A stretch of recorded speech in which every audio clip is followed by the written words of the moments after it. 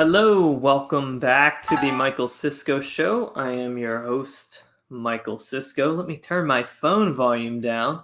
I haven't had a stream in since the my interview with Father Deacon Aeneas.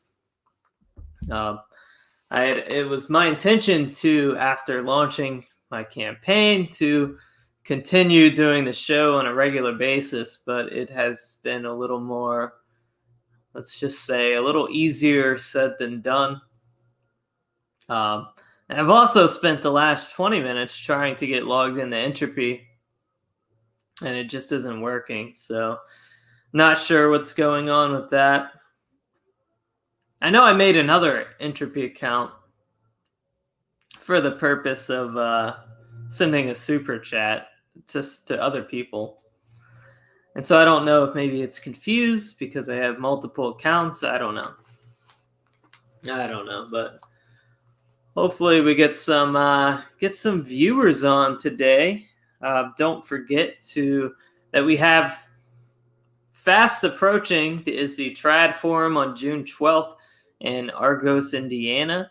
The link to get your ticket is in the description. They are starting to sell, so get your ticket while you can. It's just $50. Keynote speaker is Dr. E. Michael Jones. Of course, we'll also have Michael Witkoff, also known as Brother Augustine, David Patrick Harry from the Church of the Eternal Logos, Tom Kawasinski, I can never say his name right, and Stephanie Nicholas from 1 Peter 5. So it's going to be a good time, good networking with other traditional Christians to kind of figure out, how can we go forward in this culture and society as traditional minded Christians. So today, Facebook, the news cycle is kind of slow, but the big news today is Facebook and their fake court upholding their own decision. So Facebook made their own oversight group to provide oversight for their decision to ban President Donald Trump. And to me, it's like they're setting themselves up as a sovereign entity. And I think that this I want to read this Reuters article that I think does a pretty good job putting this into perspective. I don't think they didn't do it on purpose, but so it reads, Facebook Inc.'s oversight board on Wednesday upheld the company's suspension of former U.S. President Donald Trump, but said the company was wrong to make the suspension indefinite and gave it 6 months to determine a proportionate response. Trump called the decision and his banning across tech platforms a total disgrace and said the companies would pay a political price. Well, we'll see. The board's much-awaited verdict has been watched for signals on. This is the part to pay attention to. The board's much-awaited verdict has been watched for signals on how the world's largest social media company will treat rule-breaking political leaders in the future, a key area of controversy for online platforms. So you can see that Facebook thinks that all the world leaders, no matter who they are, answer to them. So Facebook is positioning itself as the king of kings, so to speak, when it comes to politics. Let's see here. The board, created by Facebook to rule on a small slice of its content decisions, said the company was right to ban Trump following the January 6th storming of the U.S. Capitol by pro-Trump supporters. Well, But it said Facebook inappropriately imposed the suspension without clear standards, and that the company should determine a response consistent with rules applied to other users of the platform. It said the company could determine that Trump's account could be restored, suspended temporarily, or permanently banned. Well, of course, it's you're not going to have clear standards for something that just didn't happen. Trump never incited a riot, and frankly, a riot didn't occur. The only person who died violently was a Trump supporter at the hands of a U.S. Capitol police officer. Indefinite policies of this sort do not pass the International American Smell Test for clarity, consistency, and transparency, said former federal judge Michael McConnell, who is the co-chair of the Oversight Board, during a press conference after publishing its decision on Wednesday. In its decision, the board said Facebook refused to answer some of the 46 questions it posed, including those on how its news feeds and other features affected the visibility of Trump's post, and whether the company planned to look into how its technology amplified content as it had done in the events leading to the Capitol siege.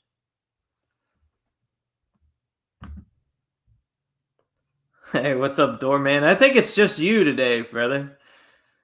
It's like, here I am. I haven't streamed in forever. And I'll hop on today, and everyone's going to be so happy to see me because I haven't done a daytime stream in a while. I was doing it 3 days a week with a decent viewing, and then the campaign just kind of got me out of sync. Here I am back, and I have just the Doorman 360, just Doorman 360, and that's it. So that's it. It's just us. It's just us. Me and two. I see 2 viewers right now. Man, not feeling the love. Is it because I'm a politician now? Nobody likes me anymore. My fans are abandoning me. Is that what's going on? Can't be friends with politician Michael. So just a good time to remind you that a super chat is not a campaign contribution, okay?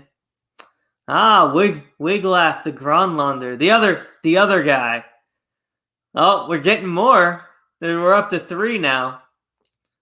So, but anyways, it's obvious to me. I mean, if it hasn't been obvious to everyone, I just don't understand people that can't see this and why they would support Facebook or any big tech company to have the ability to basically be kingmakers and to make the determination on their own about whether a world leader or a president is breaking their rules.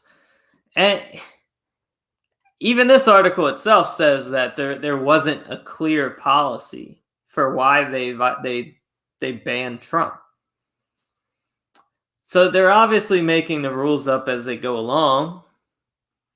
We know that they spent money on various activist groups to basically rig the election, and then they were bragged about in the Time magazine article. So it's we all know this. I'm preaching to the choir, of course. We know that. But what is striking to me is just how brazen they're getting. How like they set up a fake court and had a fake trial to just give the appearance of like some sort of legitimacy. And they're taking it upon themselves to determine what is acceptable behavior from world leaders. So we can see where this is going. And you even had Charlie Kirk make a dumb tweet saying that the Supreme Court should hear the appeal. But from what? From the fake oversight committee that Facebook implemented to provide oversight over itself. That's just a weird precedent.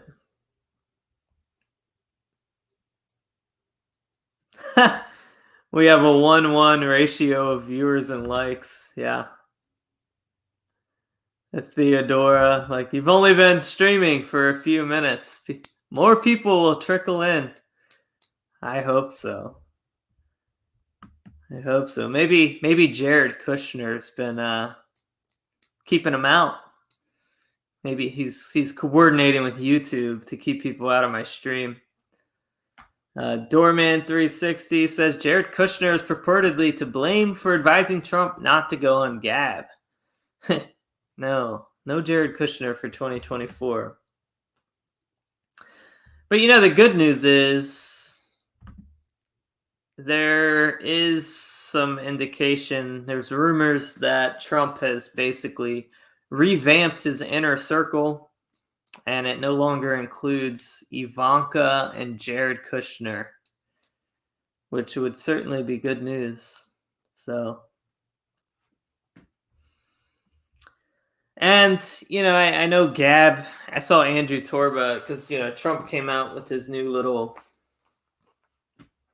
basically a blog where he'll be tweeting on his blog. And Torba was criticizing it because it has the pixel trackers for Twitter and Facebook, and he thinks that that's insane. I like Andrew, but I actually, being in politics, I understand why he would have those there, because as much as we still have a sizable amount of Trump supporters and Republicans on these platforms. And so you need those trackers basically to see, it helps with fundraising as a candidate. Like, for instance, let's say I wanted to target people who read Trump's new little boomer blog. Well, I benefit greatly from seeing that. And I wouldn't know if we didn't have those pixel trackers.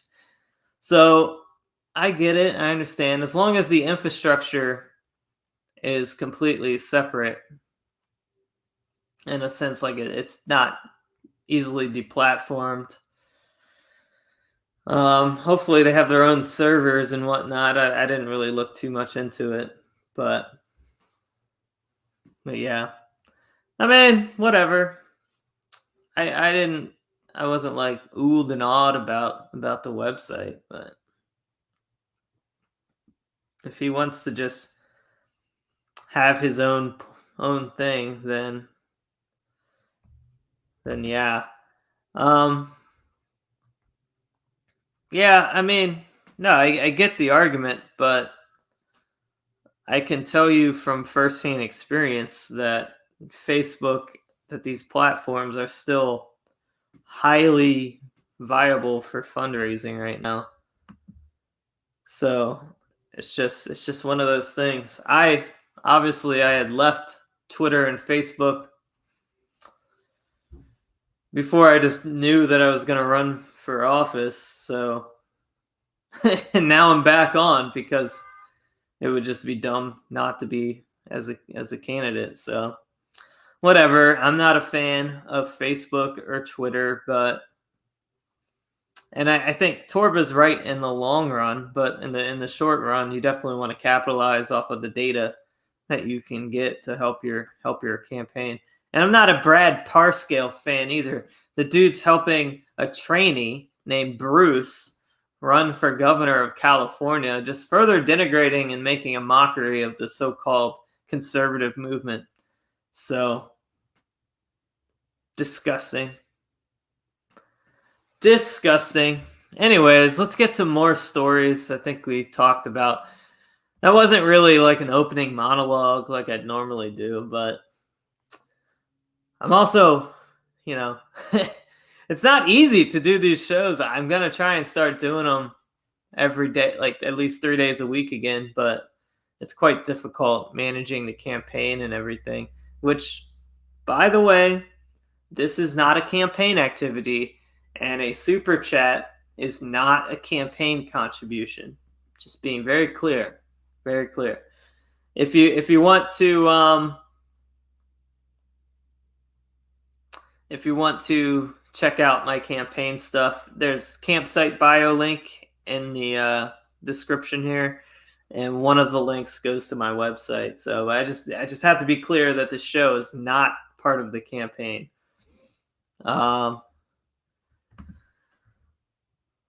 Let's see, what's the first thing? Oh, here's an interesting story from Big League Politics. The country of Seychelles, which I've never actually heard of, which has the highest rate of COVID-19 vaccinations of any country in the world, is implementing lockdown policies due to a recent spike in cases. Seychelles has shuttered its schools and canceled sporting events for at least 2 weeks due to the surge in cases. And this has happened even though 60% of the country has received 2 COVID-19 vaccine shots. Despite all the exceptional efforts we are making, the COVID-19 situation in our country is critical right now, with many daily cases reported last week, Peggy Vidot, the health minister of Seychelles, said at a press conference Tuesday. As of April, 59% of the vaccines administered in the country were manufactured by Sinopharm. The rest of the jabs were Covishield, an Indian version of the AstraZeneca COVID-19 vaccine shot. I never heard of Sinopharm. Big League Politics has reported about the experimental COVID-19 vaccines being rushed through the testing process so Big Pharma could capitalize on media-generated mass hysteria and make unforeseen profits. President Donald Trump has launched Operation Warp Speed to funnel resources toward Big Pharma for the purposes of creating a vaccine shot that will be ready for mass distribution throughout the country by the end of the year. The White House is calling this a Manhattan Project-style project that aims to get vaccines into as many people as quickly as possible in a move that must have technocratic oligarch Gates grinning ear to ear. Yeah, these are just old reports. So, Wiglaff, the Gronlander says, all you can do is mock conservatives. They're just like lefties. Logic doesn't do a whole lot. Yeah, well, the question always comes down to, what are you conserving? And I think a lot of modern or contemporary conservatives, they don't really have an ideological grounding other than, I don't like what progressives are moving too fast for my comfort. And they don't really have a vision of changing things for the better as much as just keeping things from getting too bad. But the goalpost is always moving for conservatives, and we see that. It used to be, traditional marriage was the last stand, and then all of a sudden, oh well, gay Republicans are good. We accept gay marriage, and now we're at the point where we're offering up. Now that the divisive issue in the party is whether or not transgender men can compete against women in sports, right? But even on, and of course, my governor, what's his name? Jim Justice signed a bill banning that, which is good.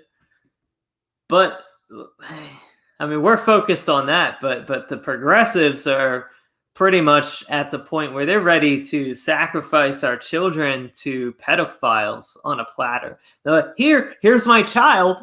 You can molest them in the library, and then if you oppose that, well, you're a minor attracted persons bigot. You're minor attracted persons phobic. That's where we are. And if you retweet and you call them demonic, well, you're kicked off of Twitter, like Lauren Witzke, right? So it's stupid. There's no place for being conservative is not effective. I agree with Nick Fuentes when he says, I want right-wing reactionaries is really all that we can afford to support right now is a right-wing reactionary movement. Because we have to look forward to, what are we trying to restore? At this point, there isn't much to conserve. At this point, all we can do is restore something. We can build something. And we need to clearly articulate what values, what systems, what founding blocks are we going to build off of? And, I think I've laid that out pretty well. At least what should be the initial building blocks. And at the essence, at the very basics of it, we have to get back to the basics. The foundational unit, the smallest governing unit of any society, of a healthy society, is the nuclear family. Once you get away from that, when you allow that to be undermined at every turn by the LGBTQ movement, by birth control, by abortion on demand, by no-fault divorce, by feminism, by sexual liberation, by all of these things that undermine the traditional the traditional Western family structure, and I don't have a problem saying that. I don't have any issues with that verbiage. Undermining that, all of these things work together to undermine that family structure. And if that family structure is destroyed, let's get real. I think our country ranks 3rd in the world for children born out of wedlock. And it's particularly bad in the African American community. I think it's 77%. And I think with whites, it's 30-something, which is also terrible. So, our families are broken. Divorce rates are sky high. And so really, the only way that we can really fix this is to go to the root cause of our country's disarray, and the root cause of everything wrong in our country. And that is, we've lost sight of a godly family. So we have to return to the traditional Christian family model, which is a man, a woman, married, and having children, and lots of children. And because that's the basis of any Christian community, is family. And then once we get that going, then I feel like once we can fix that, most of our other problems will just kind of align. We'll just begin to kind of fix themselves, because most of our issues really stem from just the breakdown in the traditional Christian family structure.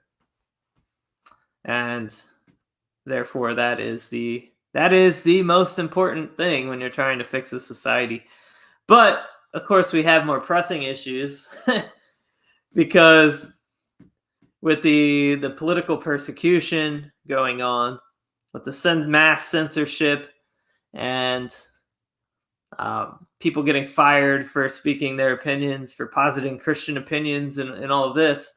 So big tech censorship and political persecution in general is kind of the closest threat, because if we can't if we cannot get our opinions out there without being put on no-fly list and being labeled domestic terrorist and all of this stuff, and being able to live a normal life while also getting being able to tell the truth, well, there's no future for the conservative movement, and we can't even push family values. So you have to understand what the root problem is, but also understand there are more pressing issues. It's kind of like, I don't know if anybody has ever run a business before, right? But you have long-term goals, right? Long-term visions. Let's say you ran a store. You might have tasks that contribute to your long-term goals. But you'll also have urgent tasks, which are necessary for you to get through the business day, right? So for us to get through this business day, we need to address big tech and political persecution. But we also can't lose sight of our long-term goal, which is absolutely to restore. Not conserve, because I'm not interested in conserving 50% divorce rates, ranked third in the nation of out of wedlock. I'm not interested in conserving birth control or sexual degeneracy or my super individual freedoms that have led me to be a complete degenerate libertarian loser. Wigloff the Gronlander says strengthening the extended family is the next step. We need families to stick together rather than spread out for money, beachfront living, etc. Yeah, there's some validity to that. We should be grounded in our communities. Yeah, I get it. I think you should be close to at least within yeah, I don't know quite how to undo the spreading out, but we should be focused on building communities in close proximity to each other, especially with like-minded people as Christians. And church should be part of that. Your parish should be a part of that too, as much as you can. What other stories do we have here? Let's see. The Republican Party is at it again. Elise Stefanik is now favored to replace Liz Cheney. Representative Elise Stefanik, the favorite to replace Representative Liz Cheney as the House GOP conference chair, voted with former President Donald Trump less than Cheney and has lower voting scores from top conservative organizations. So,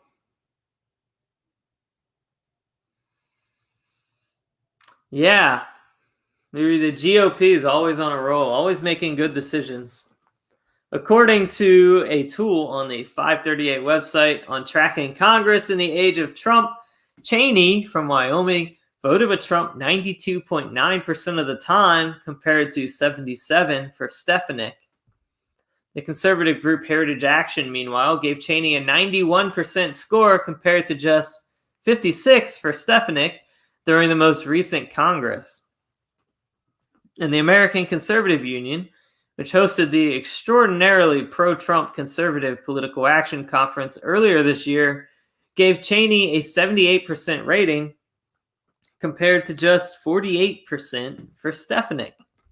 Stefanik notably lives in a more moderate district in New York than Cheney, who represents bright red Wyoming. But Stefanik has still won by more than double digits every election since 2014, when she first went to Congress.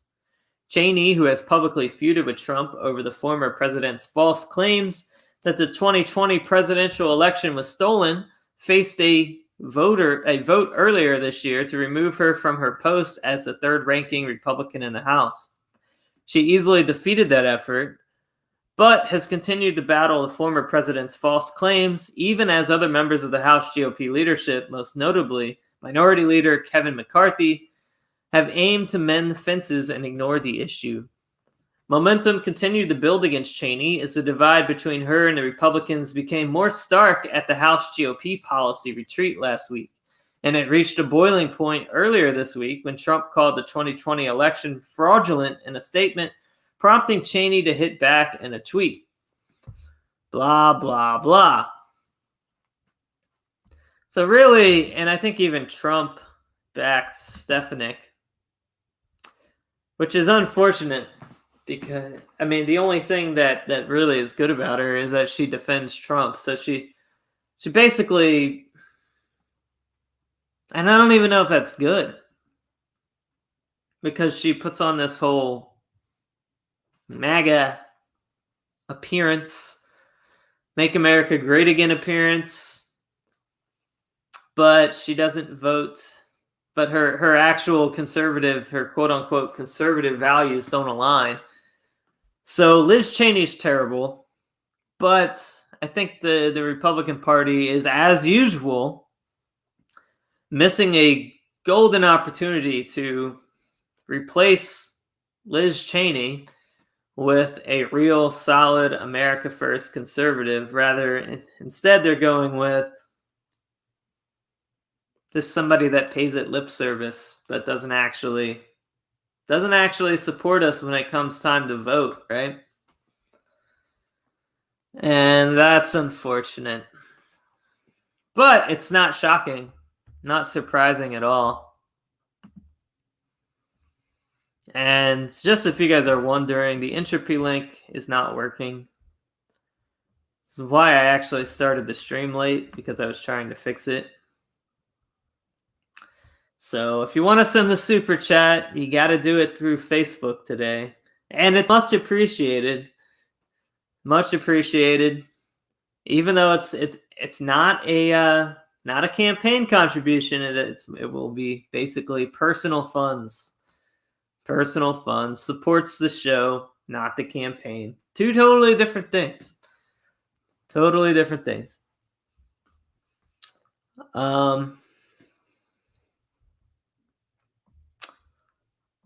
Let's see, what else do we have here? Let me close some of these tabs.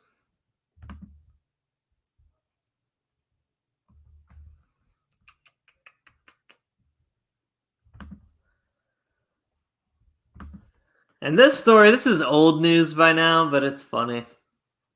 So Kevin McCarthy, he's losing. Tucker has been going pretty hard on him lately. Fox News host Tucker Carlson broke the news Monday evening that a corporate darling and pro-immigration GOP pollster Frank Luntz secretly rents out a room to Republican House Minority Leader Kevin McCarthy at a fair market price. Carlson reminded viewers of Luntz's ties to left-wing corporations in Silicon Valley and stated, so Luntz is a personal friend of Kevin McCarthy, who's the top-ranking Republican in the House. And that's what we said. Turns out we didn't know the half of it.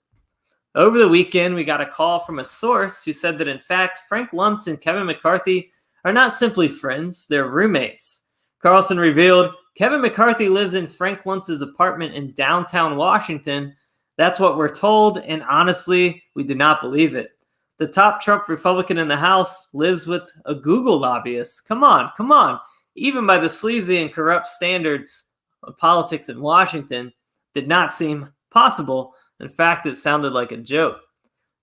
Carlson's team then called McCarthy's spokeswoman to inquire about the story and were surprised to receive an affirmative response. The spokesperson admitted that because of the pandemic, McCarthy has rented a room in Washington at fair market price from Frank. So actually, the top Republican in the House does live with someone who lobbies for Google, Carlson said. Mystery solved. Not only are they friends, they're roommates. So now you know why they listen to Frank Luntz, but they don't listen to you. Carlson noted that no explanation was provided for why the pandemic forced a high-ranking elected official to live with Frank Luntz. Luntz, who constructed an Oval Office, were placed in the bedroom of his Brentwood mansion because his mother always wanted me to be the first Jewish president. Is single while McCarthy is married. So, Judeo-Christian coalition. Trump was literally sent from God to save America from the Dema rats. And he's the smartest man that ever lived. Well, okay. We love Trump. Unfortunately, I don't think he quite saved us from the Dema rats. Boomer. I support Donald Trump. I don't think that he was divinely sent as some sort of savior figure. So, because if he was, well, he was an utter failure at that. I still think there's hope for a second term and a third election victory. And if it's true that his inner circle has been rejuvenated, if he kicked the Antichrist out of his inner circle, there's no Jared Kushner and no Ivanka. Well, maybe we can see Torched Earth Trump actually come in with a staff, an administration that supports his agenda, and not a bunch of neocons shilling for another country. And maybe then we'll see. And if we can get some good, like at least a dozen America First candidates in Congress, and like 4 or 5 solid senators in, maybe we could actually get something done. We can actually start restoring America to greatness. We can restore the American family. We can reduce immigration down from 1.1 million a year to about 200,000 a year. We can have concealed carry nationwide. Nationwide concealed carry. What else could we do? Oh, we could do a lot with a good Trump. We can leave the world alone, but still have a strong diplomacy and a strong defensive military force. What's up, Grug? Grug? Is it Grug or Grug? How do you say that? I feel like I've seen you somewhere.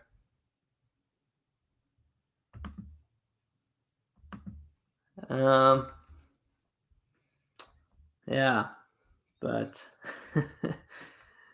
Judeo-Christian coalition. I think that coalition ended in the book of Acts. Honestly. The Judeo-Christian church hasn't existed since, I don't know, the Christians were kicked out of the synagogues.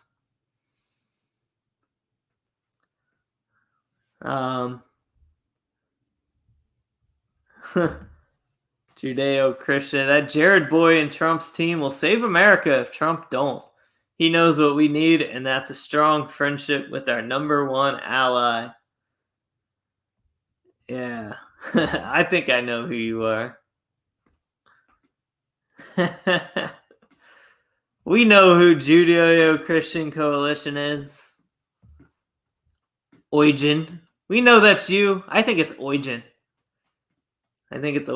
Who else would it be other than Eugen?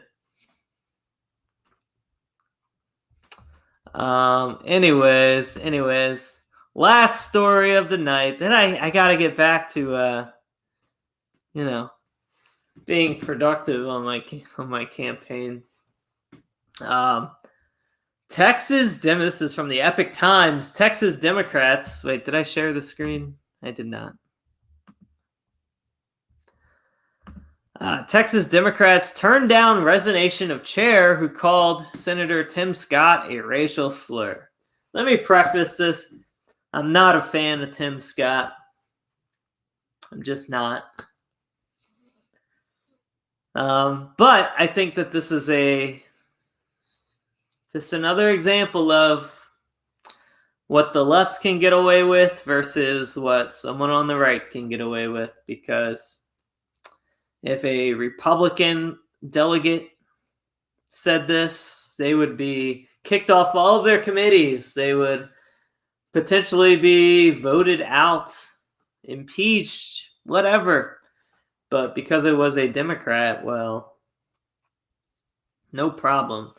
A Democrat state official in Texas offered to resign over a racial slur he used to describe Senator Tim Scott, one of a handful of black U.S. senators, but Democrats in the state rejected the offer. Representatives of the Lamar County, Texas Democratic Party met to consider the resignation of Gary O'Connor, the party chair. The party said in a statement emailed to the Epic Times. Our local Democrats have taken the last few days to reflect upon this incident. After much discussion, especially among our local black Democrats, we chose not to accept Mr. O'Connor's resignation. Mr. O'Connor has written a public letter of apology to Senator Tim Scott, and Lamar County Democrats join him in his apology, the party added. O'Connor faced pressure to resign after using a slur when responding to Scott's recent delivery of a rebuttal to President Joe Biden's address to a joint session of Congress. Texas Governor Greg Abbott and Texas Republican Party Chairman Alan West were among the officials to call for O'Connor to step down. But, can I really be mad at this? Because this is why I'm not mad. Because the Democrats stick together. They protect their own. And Republicans, if let's say I did this, let's say I was an elected official and I used a racial slur against a Democrat. Well, not only would the Democrats be calling for my resignation, but most of the Republicans would be too. They would all just turn on me. They would band together with their uniparty. And that's just what would happen. So, whatever. Anyways, what's going on with you guys? I got maybe 10 more minutes. What's up, Eugen? See, I was right. It's definitely Eugen, the Judeo-Christian coalition. Eugen. How's it going there in the UK, Eugen? So,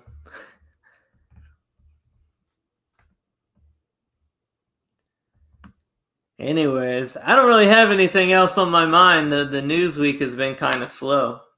So that's all I really have for you. Unless anybody has some questions for me. Do we have any questions? Any questions from the live audience? How about some super chats, huh? You guys all holding on to your money now? You don't want to help me eat during the campaign? I can't use campaign funds for myself. I can't, for personal use. So you guys are just going to have to send me a bunch of super chats for my personal funds. That's how it works. I'm going to live off of super chats. I have to live off super chat. Orthodox Pronesis says, how's your Bright Week going? I got invited to my priest's house for a potluck tonight. That's fun. Unfortunately, I live in the middle of nowhere, so my Bright Week has consisted of watching services from Holy Cross Hermitage on YouTube. But Pascha was amazing. I went to Holy Myrrh Bearers in Harrisonburg, Virginia. Met some friends out there that I only knew on the internet, and so it was cool to meet some people in real life. And last year, of course, Pascha I didn't get to go because it was all shut down. right after the shutdown last year. So it was a true blessing to be at in church for Pascha. I got to sing in the choir, and which is fun. And then my egg was undefeated.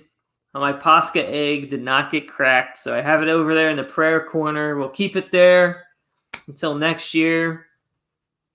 And then we went out to this like Greek diner that opened just for us, and it was like a buffet of breakfast food with eggs, sausage, bacon, pancakes, biscuits and gravy, and I had coffee.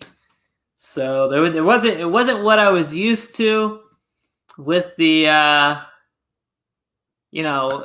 back in my old parish, we would pass around the whiskey bottle after liturgy down there while we're feasting on quiche and meat. So this was a little different than what I'm accustomed to. Not quite as festive, but it was still a good time.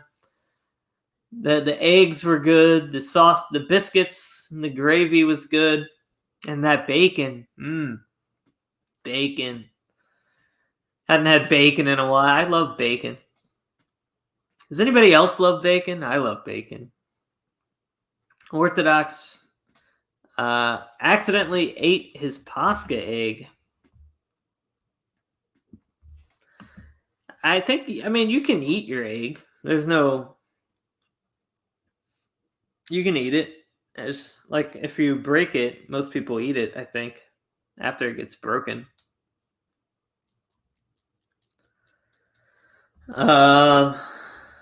But congratulations for being a catechumen. Hopefully you get baptized and chrismated soon. Just stick with it. Ortho Bro says, hello, what is this biscuits and gravy? Well, it's a biscuit with gravy, sausage gravy on top. Oh, well, what country are you from, Ortho Bro? I think it's a pretty American thing. Biscuits and sausage gravy for breakfast.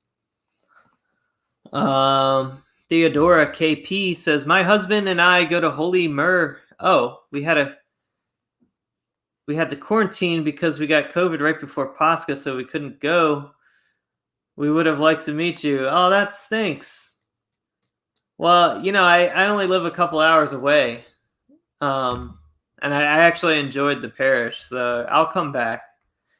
I'm friends with Brandon, so I'll tell him to let you guys know when I'm on my way. Grug says, bacon is good, but sausage is more substantial option and more filling. I had both, so I like sausage. I like bacon. Yeah, imagine never having biscuits and gravy. Like how? Wait, Canada doesn't have biscuits and gravy? I thought America was a joke country. Canada doesn't have biscuits and gravy? Wow. Orthodox Pernices is probably going to be baptized soon, along with a 16 and 19-year-old as well. I'm in Rocor. Well, good. All outside of Rocor is darkness. But I'm just kidding. Kidding. But, God bless you. Many years, I hope. So, yeah, I was impressed with Holy Myrrh Bearers. I liked it. Good, nice Rocor parish with lots of converts. And I saw real Russians. I saw maybe a few Greeks. It was good. Nice. Very nice people. I enjoyed it. Biscuits and gravy. I guess it is a southern thing. Do they do that up north? Biscuits and gravy?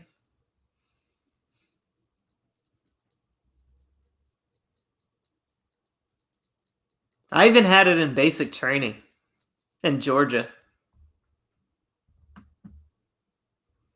So, but I guess I'm originally from Maryland, which is technically the South. West Virginia is definitely South. What's up, Pano? What's going on? Hey, Ortho Bro says we eat wood chips and syrup. Maple syrup, though. Maple syrup. So, yeah. Anyways, I know you just got here, Pano. So, what's new with you, brother? What's new with you before we close this stream down? Because I'm basically, yeah, it is fun to come back and hang out after basically not streaming regularly because of the campaign. So I'm gonna try and do it more often, but maybe they'll just be a little less formal, because I know no matter how many people follow me from the campaign, that you guys are the real deal. The guys watching the Michael Sisco show that have been here since day one, you're the real deal. Let's see. Yeah, biscuits and gravy. It was big I remember it in the Army all the time. Grug says soy chips and syrup and soy-rup. Yeah. You gotta leave Canada, Ortho Bro. You gotta get out of Canada. Pano, that's funny. That's not funny, sir. Not funny at all.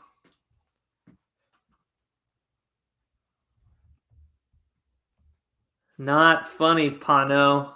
Don't make me start making Greek jokes, bruh. Dex says I'm looking congressional. Well, thank you. Thank you. Thank you. Judeo-Christian Coalition says, does your parish give free trips to Israel? Like mine. Yeah, about that. However, trips to the Holy Sepulchre and Christ's tomb to see the Holy Fire, I would support that. Holy Fire trips every year. That would be cool. For those of you unfamiliar with the Holy Fire, that's a miracle. Every Orthodox Pascha, the Holy Fire appears in Christ's tomb, and sometimes it like you'll see like a blue light just going around the whole church. So, and the fire doesn't burn. You'll see people putting it in their faces. Pretty cool. All right, no fighting in the chat. I don't know if you guys are being serious, but let's be nice to each other in the chat. So we're all Orthodox and Christians, right? Let's be nice. Anyways, while I have you all here, don't forget the Trad Forum on June 12th in Argos, Indiana. Get your ticket while you still can. This is the last month, so we expect the sales to rapidly increase. So Dr. E. Michael Jones will be the keynote speaker. And alongside Michael Witkoff and Church of the Eternal Logos, David Patrick Harry. So, and a few others. But anyways, that's all I have for you guys. You have a wonderful day. Thanks for watching. No idea when I'll be back. I know I won't be back tomorrow, but follow me on Twitter, on Telegram, at Michael Sisco WV on Twitter, at Michael Sisco, or t.me/themichaelsisco, which will be on, because I'm going to be on a show, somebody else's stream tomorrow night for an interview. So I think it's going to be live. So I'll shoot the link out and pay attention to that. And that way you don't miss it. It'll be just like this, except campaign stuff. We'll be talking about my platform. So anyways, thank you very much. Have a blessed, bright week, and cheers.